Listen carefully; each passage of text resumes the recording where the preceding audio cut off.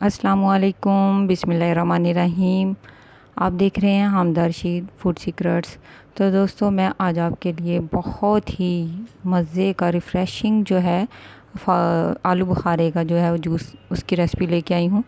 ये आलू बुखारे जो हैं बाज़ार से मंगवाए थे मैंने, तो ये बड़े अच्छे जो उन्होंने गिफ्ट पैक रेडी किए हुए थे। तो मैंने सोचा चले मैं आपके साथ भी शेयर करती हूँ, आपको कैसा लगता है, ये किस तरह से उन्होंने कितने अच्छे तरीके से ये बॉक्स जो हैं ये बनाए हुए हैं। और मैं आपके साथ ये भी शेयर करूँगी कि आलू बुखारे जो हैं उनको किस तरह से हम लंबे अरसे तक जो है स्टोर कर सकते हैं। आपने फुल वीडियो देखनी है, कोई भी जो है स्टेप मिस नहीं करना, स्किप मत करना, ताकि आप देखेंगे किस तरह से मैं आपको बताती हूँ कि आलू बुखारे जो हैं उनको आप फ्रीज़ कर सकते हैं। जब आलू बुखारे सस्ते होते हैं तो चाहिए कि आप उनको लेके तो फ्रीज़ कर सकते हैं ज़्यादा सारे, ये बिल्कुल ठीक रहते हैं। 3-4 माह आराम से आप इसका जो है फ्रीज़ किए हुए जो आलू बुखारे हैं उनका जो जूस है आप इस्तेमाल कर सकते हैं। आपने फुल वीडियो देखनी है ताकि आप जान सकें कि किस तरह से मैं इनको स्टोर करने का जो तरीका है वो बताती हूँ। तमाम जो टिप्स हैं और तमाम ट्रिक्स हैं वो मैं आपके साथ शेयर करूँगी।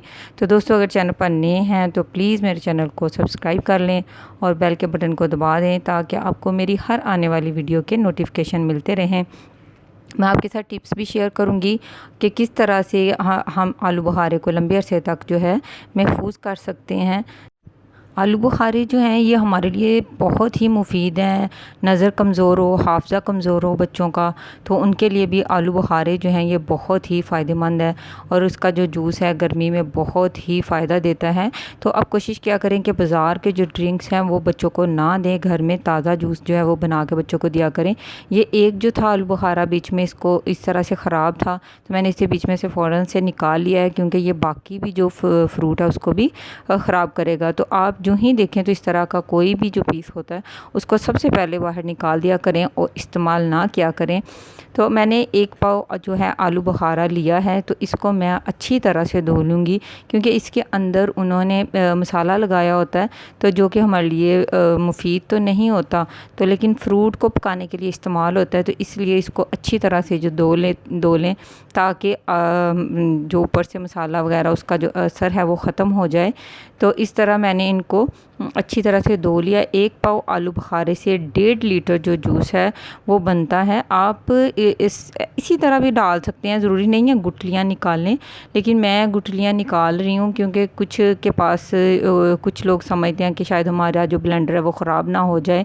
अदरवाइज़ वैसे कुछ नहीं होता ब्लेंडर को, अगर हम बिल्कुल ऐसे भी डालें। तो मैंने इस तरह से तमाम जो आलू बुखारे लेके उनकी गुठलियाँ जो हैं वो मैंने बाहर निकाल ली हैं। तो इस तरह से कटिंग कर ली हैं। छिलके मैंने नहीं उतारे, छिलके साथ ही हैं, इनको मैं स्टेन कर लूँगी, छान लूँगी, कोई भी छलनी होती है उसके साथ। आप इस तरह से जो हम फ्रूट का जूस बनाते हैं ये बहुत ही हेल्दी होता है और बहुत फ़ायदेमंद होता है। ये बच्चों बड़ों सब के लिए बहुत ही ज़्यादा फ़ायदेमंद होता है। तो मैंने 1 पाव आलू बुखारे लेके उनको अच्छी तरह से धो के छील लिए हैं, छीले नहीं हैं, इसी तरह काट लिए हैं। उसके साथ मैं काला नमक जो है, इस जूस की जो जान है शान है वो इसका काला नमक है। काले नमक से इसमें बहुत ही अच्छा फ्लेवर आता है।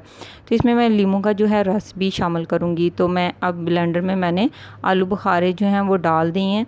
1 कप चीनी इसमें शामिल की है। आप अपने टेस्ट के हिसाब से कम ज़्यादा डाल सकते हैं, वरना 1.5 लीटर जूस के लिए 1 कप चीनी बहुत होती है। और 1 टीस्पून जो है इसमें काला नमक जो है मैं ऐड कर रही हूँ। आप भी इसको कम ज़्यादा कर सकते हैं, अगर आपको ज़्यादा तीखा चीनी और नमक पसंद है तो ज़्यादा डालें, लेकिन मैं इसी तरह से मीडियम बनाती हूँ, ना ज़्यादा ये तेज़ होता है मीठा, ना ज़्यादा ये कम होता है। तो लीमू जो है मैंने 2 लीमू लिए हैं, उनका रस जो है मैंने निकाल लिया है। अब मैं ये रस भी इसमें शामिल कर रही हूँ। तो इसका बहुत ही अच्छा जो है इसमें टेस्ट आता है। इसके साथ बाज़ औक़ात ऐसे होता है कि मैं संदल का जो शरबत है वो भी इस्तेमाल करती हूँ, और बाज़ औक़ात लाल शरबत जिसे रूह अफ़ज़ा जाम शीरी वग़ैरह वो भी मैं इसमें जो है इस्तेमाल करती हूँ। इससे इसका कलर जो है वो बहुत ही अच्छा रेड रेड सा हो जाता है। तो आप भी इसमें जो है रेड शरबत भी इस्तेमाल कर सकते हैं, और इस तरह से इसका जो है बहुत ही अच्छा फ्लेवर हो जाता है।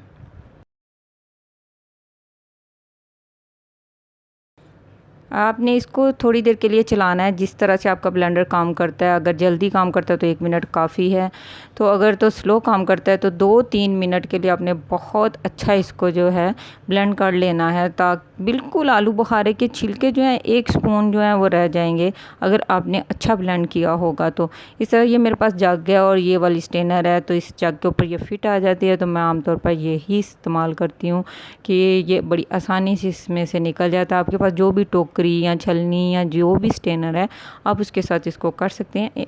तो इसमें मैंने 1/2 लीटर पानी डाल के तो इसको ब्लेंड कर लिया। मैं तो इसमें चम्मच के साथ इसमें से सारा जूस जो है वो थोड़ा थोड़ा करके इसमें से निकाल लूँगी।